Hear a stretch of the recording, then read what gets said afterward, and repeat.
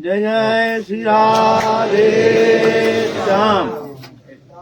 निताई गौर हरि बोल। निताई गौर हरि बोल। आज हमारे श्री गुरुदेव प्रभुपाद श्री श्री अनंत श्री विभूषित प्रभुपाद किंकरी गोस्वामी बाबा महाराज के तिरुभाव तिथि उपलक्ष्य में उनके जीवन चरित्र संबंध में किंचित दिग्दर्शन करने का प्रयत्न करेंगे। जब कोई महापुरुष आते हैं तो एक साधारण मनुष्य जैसे ही उनके जीवन चरित्र है। ये नहीं जो जन्म से ही वो समस्त दोष मुक्त, समस्त बाधा मुक्त, भगवत भावना हृदय में पूर्ण रूप में विराजमान, समस्त साधुचित, समस्त गुण की समन्वय, ऐसा नहीं होता है। ऐसा नहीं होता है। बड़े बड़े महापुरुष के जीवन चरित्र में देखा गया, जो पहले जीवन में एक अति साधारण जैसे जीवन, एक साधारण मनुष्य जैसे उनकी व्यवहार, कौन कह सकता है जो उनके भीतर एक महान पुरुष विराजमान है, पीछे पता चलता है। इसीलिए कभी किसी को देख करके, किसी के क्रिया देख करके उसी के ऊपर कोई मंतव्य करना अनुचित है। न जाने भगवान किस घट में किस तरह से रहकर कैसे कैसे उनके अंदर लीला करते हैं, ये हमारे समझ के बाहर है ना। बड़े बड़े महापुरुष ऐसे देखा गया है। हमारे गुरुदेव भी ऐसे ही एक गरीब घर में, ब्राह्मण कुल में, गोस्वामी कुल में, आचार्य घर में जन्म लिए हैं। मेदिनीपुर जिला में एक ग्रामीण परिस्थिति के अंदर जन्म लिए हैं। माघी पूर्णिमा के दिन बालपन से ही बड़े चंचल बालक, माता का पहले तो एक संतान होकर के मर गया, तो देखते हैं ये पुत्र भी हमारा मरेगा, तो क्या करें। तो एक जन उनकी जो सहेली है वो आके कहती है कि ये बच्चे को हमको दे दो, बेच दो, तो ये हमारा पुत्र हो जाएगा, फिर जाकर के ये मरेगा नहीं, तो हमको बेच दो।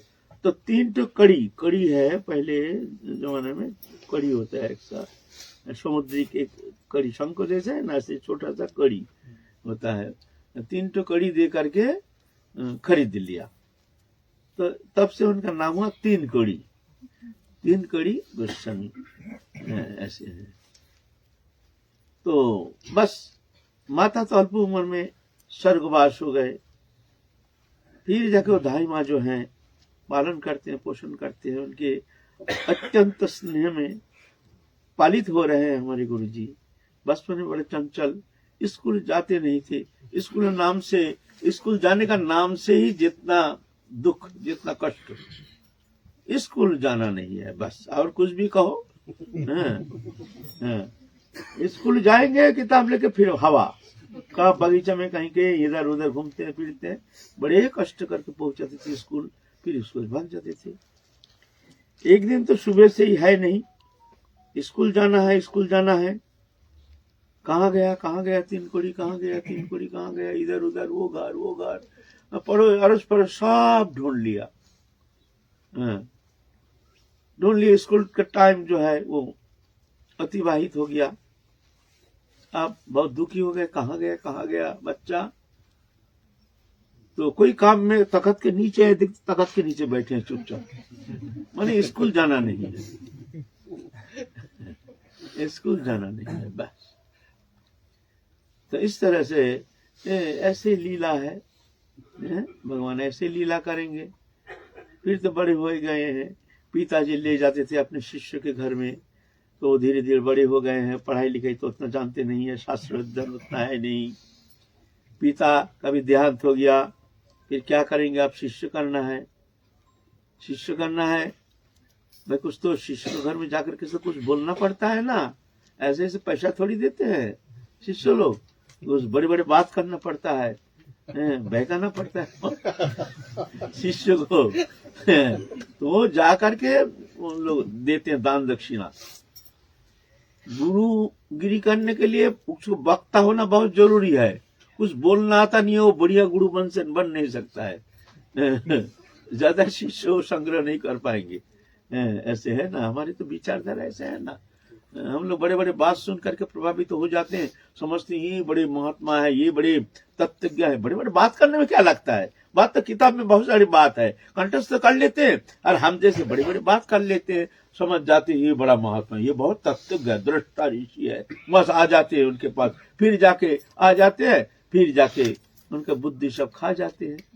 क्यों देखते हैं यार ये सब दोष, ये तो हम तो आए हैं दीक्षा लेंगे, लेकिन यहाँ तो देखते हैं भाई साधु चित आचरण तो देखते नहीं है, या तो हा पैसा ये हो, ये हम जैसे, हम दूसरे का बात नहीं कर रहे हैं, हम जैसे जो गुरु बनते हैं उनके लिए हम ये शब्द कह रहे हैं। है बड़े बड़े संत हैं। तो हमारे गुरु जी, अब देख शिष्य नहीं करने से घर चलेगा, खर्चा कैसे चलेगा। कुल गुरु प्रथा थी उस समय। जैसे गुरुदेव जो शिष्य किए, उनके जो पुत्र है ना, वो उनके बेटा जो वो शिष्य करेंगे, उनके बेटा जो उनके बेटा शिष्य करे, ऐसे कुल गुरु प्रथा कहते हैं। ऐसे कुल गुरु प्रथा अनुसार शिष्य भी किए हैं, उसमें से कुछ खर्चा पानी निकल जाता है। प्रथम पत्नी एक पुत्र हुआ, शादी हो गया। हम वो तो लंबा चौड़ा नहीं जाएंगे, थोड़ा सा उनके जीवन चरित्र संबंध में, थोड़ा सा दिग्दर्शन, थोड़ा सा उनके आदर्श संबंध में हम आलोचना करेंगे। हमारे आलोच्य विषय है उनकी आदर्श, जीवन आदर्श, जो हमारे लिए ज्यादा प्रयोजन है। शादी किए हैं, पत्नी की देहांत हो गई, क्या करें, दुखी हो गया, संसार छोड़ के निकल गए, वैराग आ गया ना, ये संसार अनित्य है, सुख शून्य है। माता चली गई, पिता चले गए, पत्नी चली गई, ये अनित्य सुख, अनित्यम सुखम लोकमिमं प्राप्त भजस्वाम।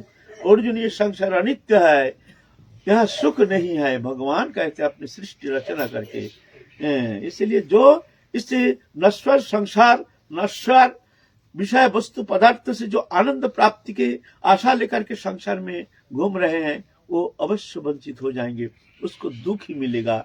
यह सुख है ही नहीं। सुख नामक जो वस्तु है, एकमात्र भगवत चरण में ही सुख है, बाकी और कहीं दृश्यमान वही वस्तु पदार्थ में किंचित मात्र सुख पाने की संभावना है नहीं। लेकिन सुनेगा कौन, मानेगा कौन। आप कहेंगे हमको तो सुख मिलता है संसार में, बोलता है ये सुख नहीं, ये स्वप्न बात। जैसे स्वप्न में हमको सुख मिलता है, स्वप्न में क्या है, हम सो रहे हैं, एक शरीर कल्पना कर लेते हैं, शरीर कल्पना करके एक संसार कल्पना कर लेते हैं। अब सोते हुई अवस्था में, निद्रित अवस्था में किंचित सोया रहता है जीवात्मा, और किंचित जागा रहता है अहंकार। अहंकार सो जाता है, अहंकार के साथ साथ मन सो जाता है, बुद्धि सो जाता है। अहंकार जागता है, मन बुद्धि साथ साथ जागता है। ये अहंकार का खेल है, अहंकार की वृत्ति। ये अलग वस्तु नहीं है, जो मन एक अलग, अहंकार अलग, बुद्धि अलग, चित्त अलग, ये नहीं, चीज एक ही है। वृत्ति के अलग अलग क्रिया अनुसार इसको भेद किया जाता है। अहंकार, मन, बुद्धि, चित्त, अहंकार। जैसे मान लीजिए तमगुण हावी हो गया अहंकार के ऊपर, तो बुद्धि तमगुणी हो गया, मन अहंकारी, मन तमगुणी हो गया, चित्त तमगुणी हो गया, अहंकार तमगुणी हो करके वो उसी तरह से वो स्वीकार कर लेते हैं। ये बात है ना। तो ऐसा ही सो के जब किंचित हम जागे रहते हैं, सामान थोड़ा सा जागे रहते हैं अहंकार, उस समय मन भी जगा रहता है, थोड़ा सा बुद्धि भी जागी रहती है। तो मन तो चुपचाप रहता ही नहीं है, उसका स्वभाव है घोटाला करना, कुछ चिंता करना, वो चुप रहेगा ही नहीं। जब तक जगा रहेगा वो कुछ ना कुछ चिंतन करेगा ही। चिंता है नहीं, ऐसा होना संभव नहीं है ना। तो मन में एक शरीर कल्पना कर लेता है, मन में एक संसार कल्पना कर लेता है, कल्पना करके वो संसार को सत्य आरोप कर लेता है। सोते सोते वो तो सो रहा है, लेकिन सोते सोते भी वो शरीर को सत्य मान लेता है, मान लेता शरीर, वो शरीर सात्विक शरीर जो वो मैं हूं। वो तो सो रहा है, लेकिन सात्विक शरीर को मैं मानने का कारण स्वप्न अवस्था में वो शरीर के द्वारा वो कल्पना प्रसूत जो संसार है उसको भोगता है, और उसमें वो संसार को भी सत्य आरोप कर लेता है। आरोप आप वो स्वप्न जगत में भ्रमित होता है, और उसका जो सुख दुख विकार आदि है उसका विकार प्राप्त होता है सोया हुआ जीवात्मा के ऊपर। जीवात्मा विकारित तो हो रहा है, स्वप्न के शरीर नहीं, स्वप्न के संसार नहीं, वो ना शरीर है ना संसार है, और विकारित तो हो रहा कौन? सोया हुआ जीवात्मा। भय होता है, ये भय भी तो हो रहा है, कुछ नहीं, ना संसार है ना शरीर है, कुछ नहीं, ये विकारित हो रहा है। आनंद हो रहा है, ये आनंद प्राप्त हो रहा है, और स्वप्न अवस्था के आनंद का विकार जो है वो इसके ऊपर प्रभावित हो रहा है, शरीर के ऊपर, सोया हुआ शरीर के ऊपर देखने में आता है। वास्तव में ना हुआ शरीर है ना संसार है, दोनों झूठा है। ऐसे ही जागृत अवस्था में भी जो हम विकारित तो हो रहे हैं, काम करो, लोभ मोह मत मत्सर हिंसा देश लोभ लालसा, ये जो है ये विकार है। वास्तव में ये सत्य है नहीं, ये भी विकार है। शरीर में आत्मबुद्धि करके और संसार दृश्यमान वस्तु पदार्थ में ये सत्य मान करके ये सुखदायी है, हमको सुख देगा, ये मान्यता है, स्वीकृति है। जथा स्वप्न अवस्था में जैसे हम स्वीकृति देते हैं शरीर को एवं संसार को, ऐसे ये स्वप्न अवस्था जैसे शरीर को हमने स्वीकृति दे दिया, शरीर में हूं। ये शिकार स्वप्न अवस्था, ये कोई भेद नहीं है, सेम टू सेम। जब तक सोया रहता है तब तक वो विकार से मुक्त होना संभव नहीं है। मान लीजिए वो देख रहा कोई भूत आकर के उसको पकड़ने के लिए आ रहा है, स्वप्न अवस्था में एक भूत आकर के उसको पकड़ने के लिए आ रहा है, और वो ना कहीं भूत है ना कुछ है, कुछ नहीं है, उसको मान्यता स्वीकृति के कारण अवस्था प्राप्त हो रहा है। गो क्यों करता है? अरे बाबा क्या भयंकर स्वप्न, कुछ नहीं, झूठा है शरीर, संसार भी झूठा है, काल्पनिक है, लेकिन उससे मुक्त तो नहीं है, मुक्त होना संभव नहीं। झूठा होने से क्या होता है? कब तक? जब तक उसका जो निद्रा अवस्था से मुक्त नहीं होता है, नींद नहीं टूटती है, तब तक जाकर के वो विकार उसको भोगना ही पड़ेगा। रोता है, कोई वियोग हो गया, मर गया है, स्वप्न में देख रहा है वो मर गया है, और फुट फुट के रो रहा है, ये सो रहा है, अरे वो रो रहा है, ना कोई मरा है ना कुछ है, मान्यता स्वीकृति। जागृत अवस्था में भी सेम टू सेम ऐसा ही है। ये शरीर संबंधी वस्तु, इससे संबंध था नहीं, है नहीं, होगा नहीं, होता नहीं, हो नहीं सकता। हम तो भगवान के, भगवान हमारी है। मानो ना मानो ये तुम्हारा मामला, नहीं मानोगे संसार चक्र में घूमते रहोगे, मानोगे ये अंधकार संसार से मुक्त होकर भगवत चरण प्राप्त करके दिव्य आनंद धाम प्राप्त करोगे। बस मान्यता, नहीं मानोगे तुम जानो तुम भोगो, मानोगे तुम जानो तुम भोगो। ये चिन्मय आनंद है, ये दुखमय संसार। अब तुम चिंतन करो, तुम क्या करोगे, किधर जाओगे, है ना? तो यह है संसार, ये शरीर में आत्मबुद्धि, ये है संसार का जड़। शरीर मैं नहीं, लेकिन इसमें सत्य आरोप कर लिया जीवात्मा, हमारे आत्मा है इसमें, वो न्यूट्रल। जैसे हम सोते रहते हैं शयन अवस्था में, हम जैसे काल्पनिक एक शरीर संसार रचना करके उसको सत्य आरोप कर देते हैं, ऐसे ही इस देह को हमने सत्य आरोप कर दिया। सत्य शरीर ये सत्य है नहीं, शरीर मैं नहीं, ये आरोपित है। आरोपित होने के कारण शरीर संबंधी वस्तु पदार्थ में हमारा आसक्ति, ये आरोप है ना? कब तक? शयन अवस्था में जैसे कोई नहीं जगाता है, वो जगता नहीं, तब तक उसको भोगना पड़ेगा, मिथ्या होने से भी भोगना पड़ेगा। जागृत अवस्था में भी जब तक तुम्हारा ये भ्रम नहीं मिटता है, शरीर मैं नहीं, शरीर संबंधी वस्तु मेरा नहीं, मैं सत्य हूँ, नित्य शुद्ध सत्य सनातन दिव्य आनंदमय नित्य मुक्तमय भगवान कहूँ, भगवान मेरे हैं, बस भगवान मानो, राधा रानी मानो, जो अपना अपने इष्ट हो, ये बोध हो जाएगा तो स्वप्न जब टूट जाएगा तुम्हारा मन, देखो अरे शरीर तो मैं नहीं, मिथ्या हम शरीर में प्रवेश करके इसमें विलय हो करके हम शरीर धर्मी बन करके संसार चक्र में 84 लाख जन्म में भ्रमण कर रहे, अरे ये तो स्वप्न है। तो ये निद्रा कब तक? जब तक कोई उसको जगा नहीं देते। ये जगाते कौन है? गुरु है। अरे अरे अरे देख तू कौन है, क्यों संसार चक्र में मिथ्या भ्रमित होकर के शरीरधारी बन करके संसारी दृश्यमान वस्तु पदार्थों को अपना मान करके तू ऐसे दुखमय संसार में इस तरह से आनंद का अनुसंधान करते हुए अनंत काल बीत गया, अभी तेरा चेतन नहीं हुआ, अभी भी तू वो मिथ्या वस्तु में आनंद प्राप्ति की आशा लेकर के तू भ्रमित हो रहा, दुर्लभ मानव जन्म प्राप्त करके भी तेरा भ्रम मिटा नहीं, फिर भी देख रहा है किसी को आनंद मिला नहीं, आनंद है नहीं, मिलेगा कहां से? देख रहे हो सब मर रहा है, तुम भी मरोगे, ऐसा है ना। तो ये मिथ्या होने से भी क्या है, जब तक चेतन सत्य की जागृति नहीं होती है तब तक इससे मुक्ति नहीं। सुख दुख हर्ष विषाद ये सब भोगना पड़ेगा। कब तक? जब तक तुम नहीं जागोगे। जब जागोगे तब देखो बेकार, तब ना पुत्र हमको आनंद दे सकता है, न दृश्यमान भोग्य पदार्थ हमको आनंद दे सकता है, न जागतिक कोई वस्तु पदार्थ हमको किंचित समय के लिए हमको खुशी दे सकता है। तब तो नहीं जागने से होगा नहीं। ये जगाएगा कौन? गुरु जगाएगा, महत्पुरुष जगाएगा। हमारे गुरुदेव भी इस तरह से, जिनका संसार अनित्य है, पहले तो माता मर गई, पिता मर गए, स्त्री मर गया, अनित्य, चलो उदास होकर चले गए एकदम। वन वनांतर जंगल जंगल तीर्थ पर्यटन करते रहे सारा भारत खंड में, मन में शांति नहीं, मन में शांति नहीं। शांति मार्ग कहाँ है? शांति गए हैं उधर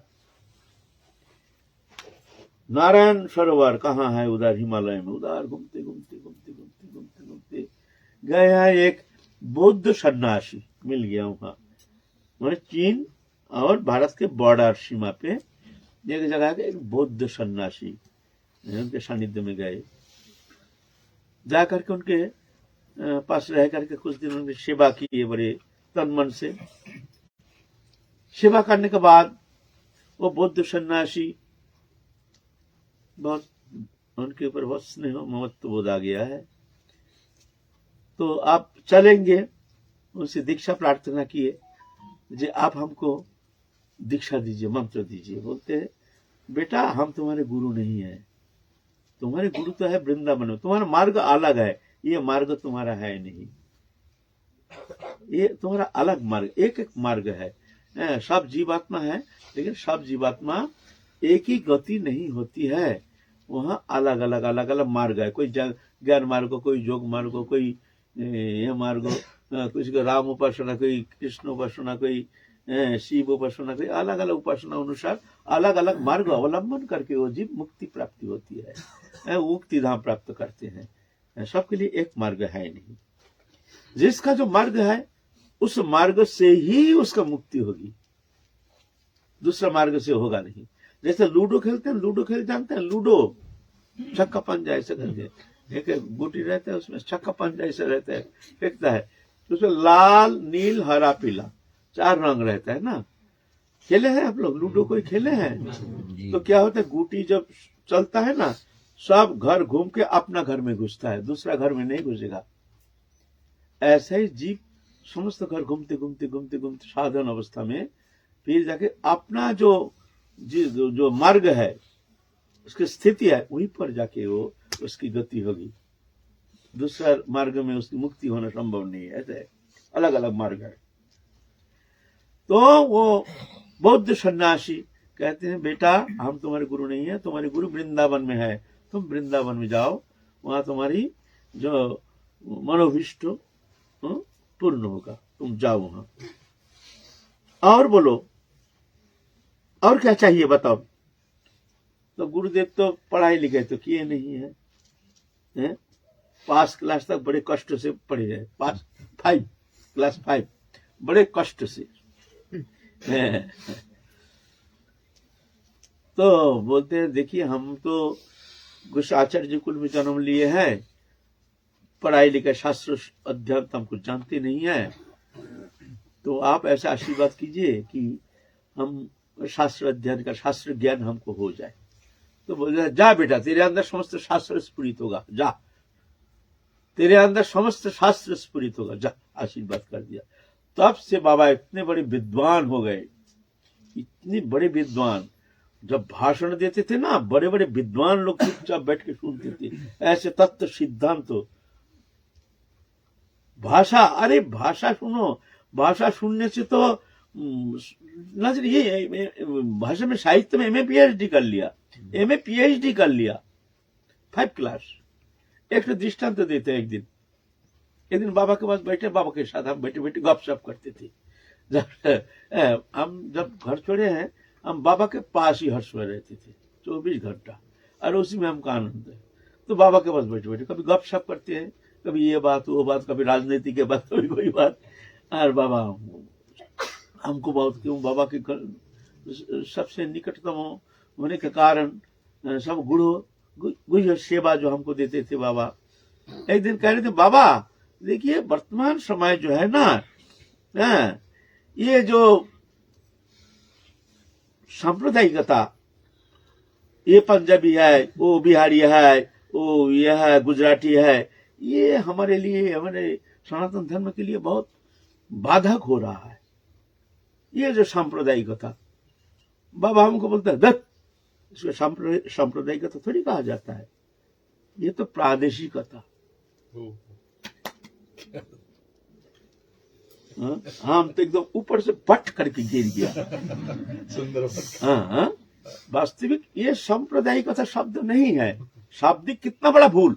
शायद एमए पीएचडी कोई साहित्य में अगर वहां बैठे रहे, शायद ये भूल पकड़ना संभव नहीं है, हाँ? लेकिन बाबा ने कहते हैं, बाबा ने अरे दुष्ट, ये सांप्रदायिकता इसको थोड़ी कहा जाता है, ये तो प्रादेशिकता, प्रदेश, अलग अलग प्रदेश, सांप्रदायिकता धर्मीय सांप्रदायिकता होता है, ये प्रादेशिकता। तो हमने समझ लिया भाई ये तो गॉड गिफ्टेड नॉलेज, ये यहाँ हमारा प्रवेश होना संभव नहीं है। ये भाषा दे रामदास बाबाजी पर्यন্ত বসে বসে শুনতেন আমার বাবার ভাষণ, রামদাস বাবাজি মহারাজ শুনেছেন, बड़े बड़े। उस समय ब्रजमंडल में जहां जाते थे, रामकृष्णदास पंडित बाबा थे और बड़े बड़े संत थे, लेकिन बाबा को सब सम्मान करते थे। जब कथा करते थे ना, उनका कथा बैठे बैठे सुनो, मंत्र मुग्ध जैसे, इतनी आकर्षण शक्ति जो आपको ना बैठा के रख देंगे वहां, चुपचाप बैठे रहो, आपको जाने का उपाय नहीं उनका कथा सुन के जाने का। इस कथा में इतना शक्ति थी। ये हम गप नहीं कर रहे हैं, हमारे गुरु बोल के हम नहीं अत्योक्ति कर रहे हैं, ऐसा बात नहीं है, ये सत्य है। हम खुद अपनी बात कह रहा हूँ।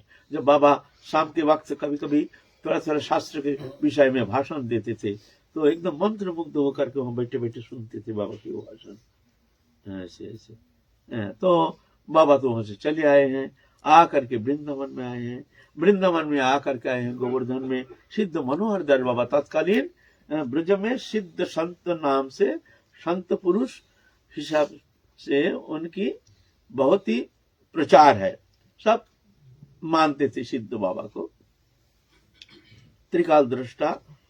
उनके सानिध्य में आकर के बहुत दिन रहे।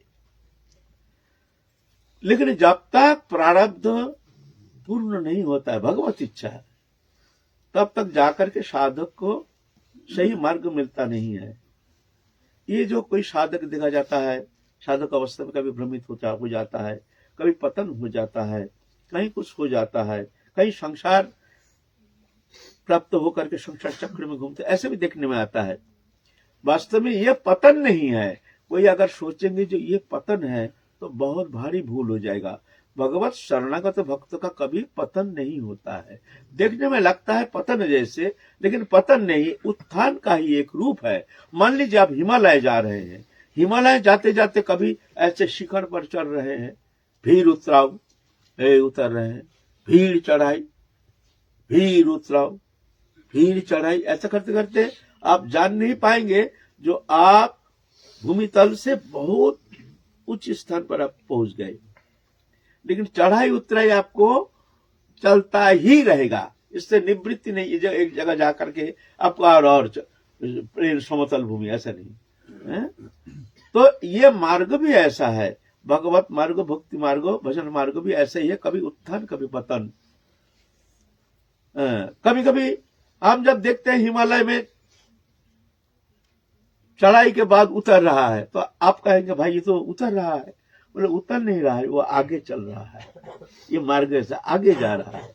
ऐसा ही साधन जीवन में भी साधक को देखा जाता है कभी कभी पतनोन्मुख, देखने में आता है जैसे पतन, जैसे पतन नहीं, कुछ कमी कहीं रह गया है, उस कमी को मिटाने के लिए प्रभु ने इस तरह से उनकी लीला करते। भगवान के पास तो ये सब पाप पुण्य तो कुछ है ही नहीं, वो तो देखते हैं सब समान, क्योंकि सत्ता उनका है, पलक की खेल है, पलक में उनकी दृष्टि निबद्ध हो जाएगा, बस ऑटोमेटिकली कहां से कहां पहुंचा देंगे तुमको कोई ठिकाना नहीं है ना, ये पतन नहीं।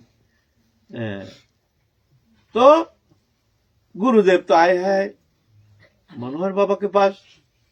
मनोहर बाबा कहते हैं गोसाई तुमको अभी संसार जाना पड़ेगा, कुछ बाकी रह गया है, अभी तुम्हारा वैराग्य लेने का समय नहीं है। बाबा क्या करें, दुखी हो गया। फिर कालक्रम समय अनुसार उनको फिर लौट के आना पड़ा, आके दोबारा गृहस्थ धर्म, गृहस्थ आश्रम स्वीकार करना पड़ा। तो उनके फिर 2 कन्या हुई, 2 कन्या, 2 कन्या हुई। 2 कन्या होने का बाद फिर गृहस्थ में तो शांति नहीं हो गया, कुछ दिन बिता दिया, आप तीव्र वैराग्य आ गया एकदम। आप वैराग्य माने घना वैराग्य। शिष्य भी किया है इसमें, बहुत शिष्य भी किया है बंगाल में। आप सब शिष्य को कहते हैं जी पंचाशूर्ध्व मनंग वर्जित। तुम लोग क्या कहते हो, पंचाशूर्ध्व मनंग वर्जित। 50 साल उम्र के बाद उसको गृहस्थ आश्रम में रहने का अधिकार है नहीं, उसको जंगल जाना पड़ेगा। ये हमारे चतुराश्रम जो था उसका नियम ऐसे ही पहले था, तभी तो चतुराश्रम फश्रम आश्रम ही है ही नहीं, चतुराश्रम तो दूर की बात है। पहले ब्रह्मचर्य है ही नहीं, फिर गारस्थ भी है नहीं, पशु पक्षी जैसे गारस्थ जीवन, गारस्थ आश्रम, गृहस्थ भोग नहीं, गृहस्थ आश्रम। आश्रम माने आश्रम किसे कहते हैं, जहां हरि भजन होता है, अपने परिवार को भजन शिक्षा दी जाती है। इस तरह से भगवत प्रसन्नता के लिए समस्त एक पत्र समस्त कर्म चेष्टा, समस्त चेष्टा जो है इसको कहते हैं गृहस्थ आश्रम। गृह में रह करके भगवत उपासना, इसको कहते हैं गृहस्थ आश्रम। गृहस्थ आश्रम माने खाना पीना भोग विलास इंद्रिय वृत्ति, ये आश्रम नहीं, ये तो पशु पक्षी जैसे, ये तो भोग जीवन है, ये इसको आश्रम कहा नहीं जाएगा। पहले ब्रह्मचर्य है नहीं गया, फिर गृहस्थ आश्रम भी है नहीं, ये तो भोग वृत्ति।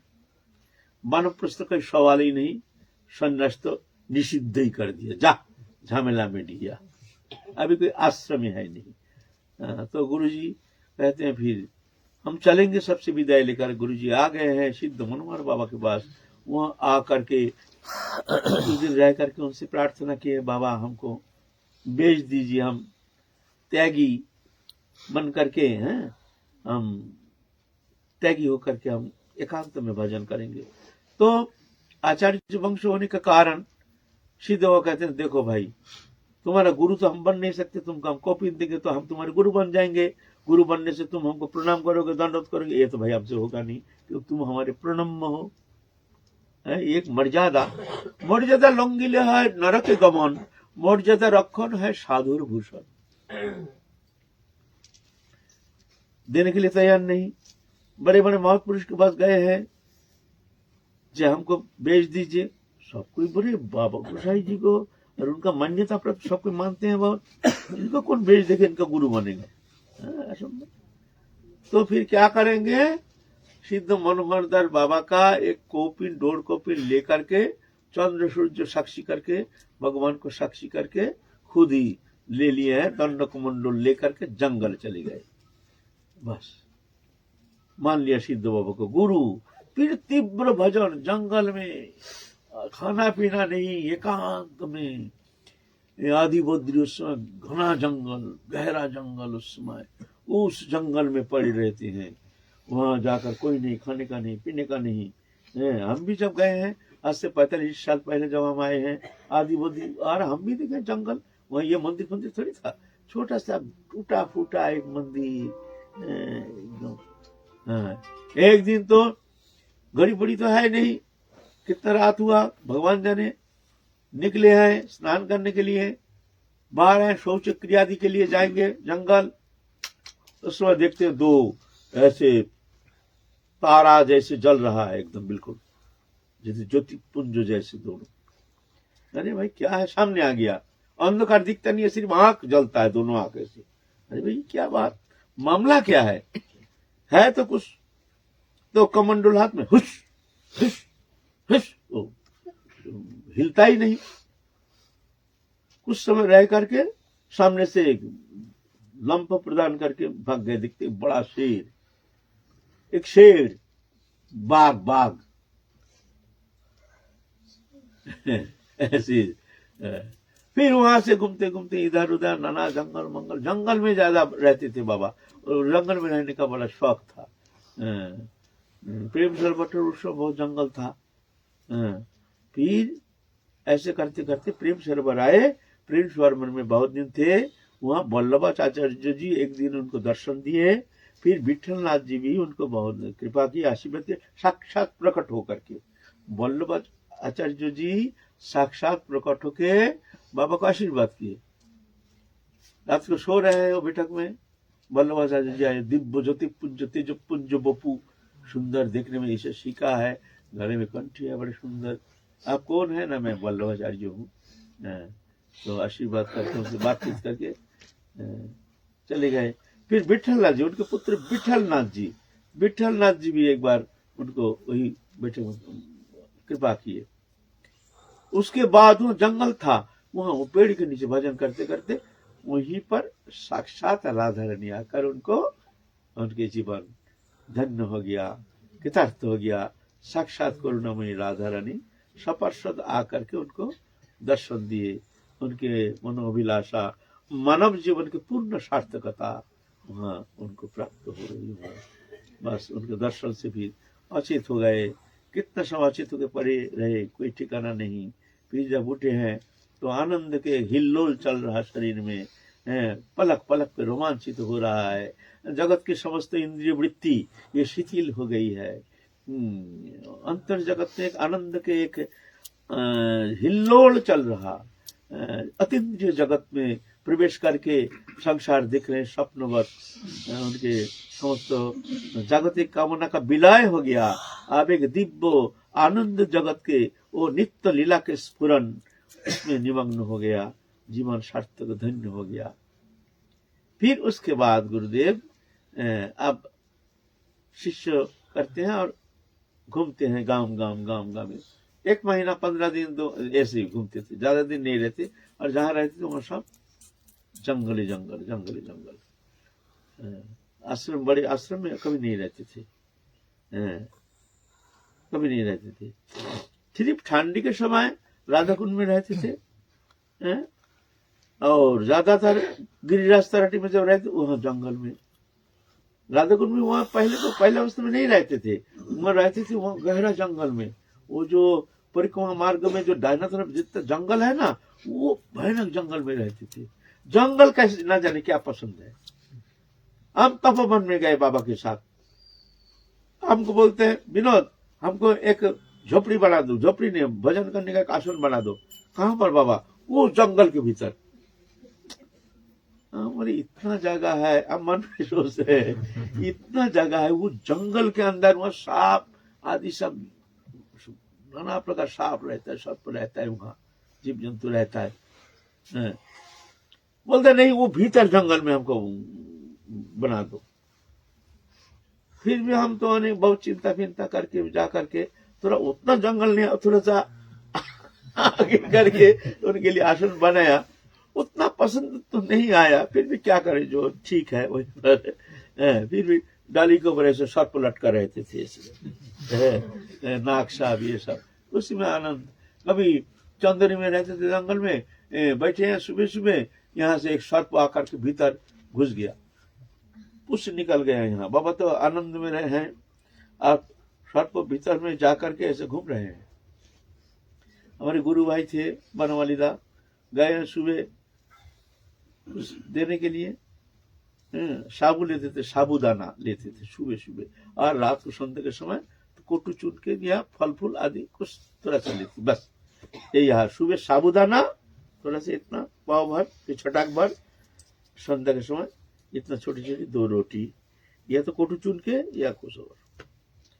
जाके देखते हैं ये सर्प महाराज भीतर घुस गए हैं और पूछ ऐसे निकला हुआ है। आप बाबा तो चुपचाप आंख मूंद कर बैठे हैं। अब देखते हैं बाबा को कुछ बोलना ठीक नहीं है, न जाने किस स्थिति में है।